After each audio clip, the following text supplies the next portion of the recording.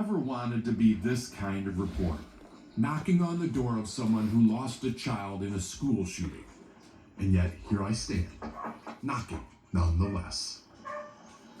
I found myself here and here, standing on the threshold of grief across the country, after years of pent-up frustration.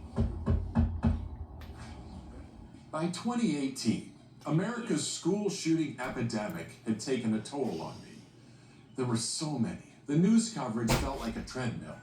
Pray, mourn, repeat. More guns, less guns. Shrug. It seemed to me the country had grown numb, lost its empathy for the victims and the families. And I wanted to do something. For help, I reached out to Lou Bowen. Lou is one of the best still photographers in the country, but he had never faced a challenge quite like this.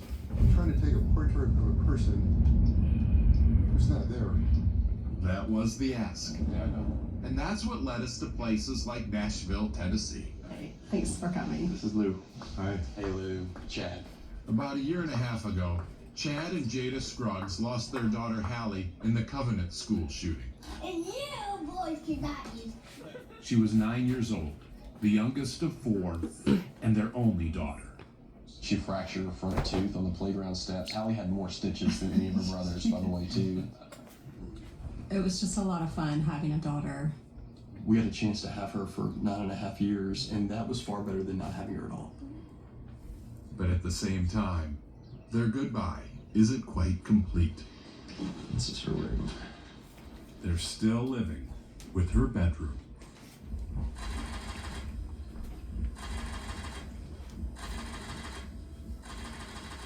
Over the past 6 years, 8 different families from 5 different shootings invited us into these sacred spaces, allowing Americans to see, for the first time, what it's like to live with an empty child's bedroom.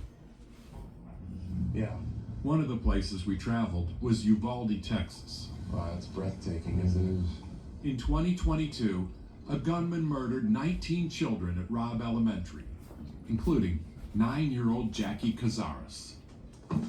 Jackie lived here with her father, Javier, and mother, Gloria.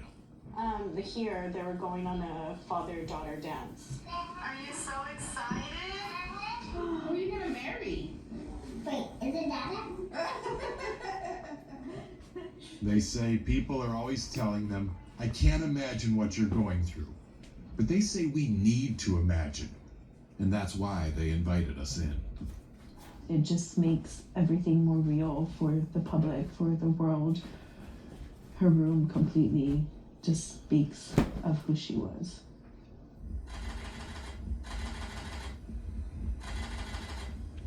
In Jackie's room, we saw the chocolate she saved for a day that never came. Evidence of the dream vacation she never got to take. And the pajamas she never wore again. It struck us how many of the rooms remained virtually untouched, Nice to meet you. even years after the shooting. I'm Frank, I'm Lou. Frank and Nancy Blackwell lost their 14-year-old son Dominic in the Saugus High School tragedy near Los Angeles.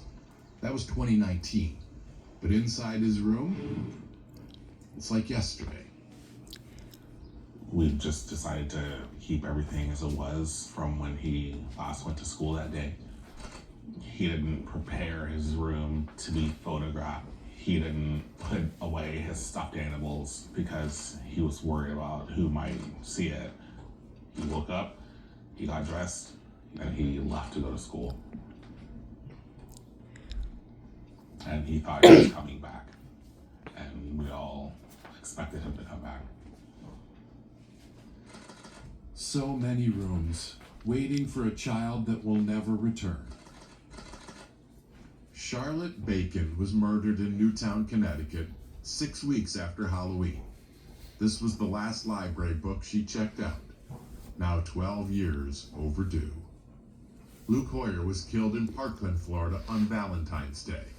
His bed, just as he left it. Alyssa Alhadef, also Parkland.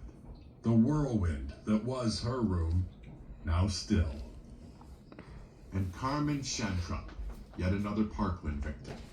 The watch she got for her 16th birthday still ticks, but the motivational sayings that filled her room resonate no more.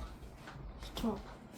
The decision to either keep a room like this, as it was, or pack it up and repurpose, tortures many parents. Brian and Cindy Muehlberger lost their 15-year-old daughter Gracie in the Saugus shooting. We have the conversation all the time. What do we do with Gracie's room? Because I feel like when I do go in there that I feel her presence. And so when that time comes that room is not there, does she go away? I didn't realize almost what an albatross the rooms are for some families. Like, you embrace it, but it's also hanging over your neck. Yeah, that's the hardest part. I can't put anything away, really. Yeah, I will just say I have a pretty confusing relationship with her room now. It's extremely painful. But there's a lot of moments where you want to be sad, because the sadness is a part of connecting with her. You know, likewise, one of the funniest things, Chad says smiles connect too. She wanted a kitty cat hoodie. Could not talk her out of it. And she wore that a lot? She did. All the time. All the time. The rooms really are a rainbow of emotion. All at once, tender as a lullaby, and shocking as a crime scene. Clues gathering dust, leading us past all the places these kids had been up until that very moment when everything stopped. So suddenly, there wasn't even time to close the lid on the toothpaste tube. In the end, we took more than 10,000 photographs, and it is the parents' hope that at least one of these pictures will stick with you, that you will forever carry a piece of their pain and use that heartache to help stem the tide of all these empty rooms.